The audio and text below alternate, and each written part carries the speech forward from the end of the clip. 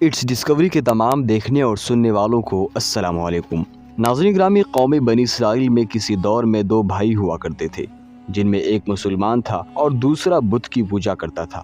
یہ دونوں بھائی سمندر سے مچھلیاں پکڑ کر اپنا گزر بسر کیا کرتے تھے، یعنی سمندر ہی ان دونوں بھائیوں کا ذریعہ معاش تھا۔ کافر بت کو سجدہ کرتا تھا، مگر اس سب کے باوجود بھی جب وہ مچھلیوں کے لیے جال دریا میں ڈالتا تو اس قدر مچھلیاں اس میں آ جاتی تھی کہ اس کو کھینچنا مشکل ہو جاتا تھا، مگر مسلمان کے جال میں صرف ایک ہی مچھلی آتی تھی اور اسی پر صبر کے ساتھ خدا کا شکر ادا کرتا تھا۔ اتفاقاً ایک روز مسلمان کی بیوی اپنے مکان کی چھت پر گئی تو اس کی نظر کافر کی بیوی پر پڑی، جو زیور اور بہترین لباس سے آراستہ تھی۔ یہ دیکھ کر اس مسلمان کی بیوی کے دل میں وسوسہ پیدا ہوا کہ کاش میں بھی ایسی ہی ہوتی۔ تو کافر کی بیوی بولی کہ تو اپنے شوہر کو آمادہ کر لے، وہ بھی میرے شوہر کے معبود یعنی بت کی عبادت کیا کرے، تاکہ تو بھی میری طرح مالدار ہو جائے۔ یہ سن کر مسلمان بھائی کی بیوی کچھ غمزدہ سی ہو کر نیچے آئی، اور جب اس کا شوہر گھر آیا تو اس نے بیوی کا چہرہ متغیر دیکھ کر دریافت کیا کہ آخر کیا بات ہے جس کی وجہ سے تو اس قدر غمزدہ ہے۔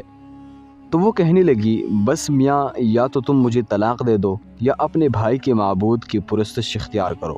یہ سن کر اس کے شوہر نے کہا کہ خدا کی بندی، تو خدا سے نہیں ڈرتی؟ ایمان کی دولت کے بعد یہ کفر کی باتیں کرتی ہو۔ تو عورت بولی کہ بس مجھے اب زیادہ باتیں نہ بناؤ، میں بھوکی ننگی نہیں رہ سکتی، جبکہ دوسری عورتوں اور خصوصاً تیرے بھائی کی بیوی کو میں دیکھ رہی ہوں کہ وہ زیورات اور عمدہ لباس سے آراستہ رہتی ہے۔ جب اس مرد مومن نے دیکھا کہ عورت ضد پر اتر آئی ہے اور اس کا اصرار حد سے بڑھ چکا ہے تو اس نے عورت کو تسلی دی اور کہا، اچھا، گھبرانے کی ضرورت نہیں ہے، میں کل سے کاریگروں اور مزدوروں میں جا کر محنت کر کے تجھے روزانہ 2 درہم دیتا رہوں گا، تم اس سے اپنی حالت درست کر لینا۔ یہ سن کر عورت کو کچھ تسکین حاصل ہوئی اور صبح سویری ہی وہ مرد مومن مزدوری کی تلاش میں نکلا، لیکن کہیں اسے مزدوری نہیں ملی۔ یہ دیکھ کر وہ دریا کے کنارے پہنچا اور شام تک خدا کی عبادت میں مصروف رہ کر رات کو جب گھر آیا تو بیوی نے دریافت کیا، آج تم کہاں تھے؟ تو وہ کہنے لگا، میں بادشاہ کی خدمت میں تھا، اس نے مجھ سے 30 دن کام کرنے کی شرط رکھی ہے۔ عورت بولی کہ آخر وہ بادشاہ تم کو کیا دے گا؟ تو اس نے جواب دیا کہ میرا بادشاہ بڑا کریم ہے اور اس کے خزانے مال و دولت سے بھرے ہوئے ہیں، وہ مجھے وہ دے گا جو میں چاہوں گا۔ چنانچہ اسی طرح برابر وہ اپنے معبود برحق کی عبادت میں مصروف رہا، اور تیسری رات ہوئی تو بیوی نے کہا، اگر کل تم نے مجھے مزدوری لا کر نہیں دی تو تم پر مجھے طلاق دینا لازم ہو جائے گا۔ یہ سن کر اس کو کسی قدر پریشانی لاحق ہوئی، اور تیسری صبح کو اس نے ایک یہودی سے کہا، کیا تم مجھے مزدوری پر لگا لو گے؟ یہ سن کر یہودی کہنے لگا کہ ہاں، تم کو مزدوری تو مل جائے گی، لیکن شرط یہ ہے کہ میرے پاس تمہارے کھانے پینے کا کوئی انتظام نہیں ہوگا۔ چنانچہ وہ مرد مومن روزے کی نیت کر کے یہودی کے ساتھ ہو لیا، اور حق تعالیٰ کے حکم سے حضرت جبرائیل علیہ السلام 29 اشرفیہ ایک نورانی طواق میں لے کر اس کی بیوی کے پاس پہنچے اور کہنے لگے، میں بادشاہ کا قاصد ہوں، اسی نے یہ اشرفیہ لے کر مجھ کو تیرے پاس بھیجا ہے اور فرمایا ہے کہ تیرا شوہر ہمارے کام میں تھا، ہم نے اس کو نہ چھوڑا یہاں تک کہ اس نے ہم کو چھوڑ دیا اور یہودی کے پاس چلا گیا۔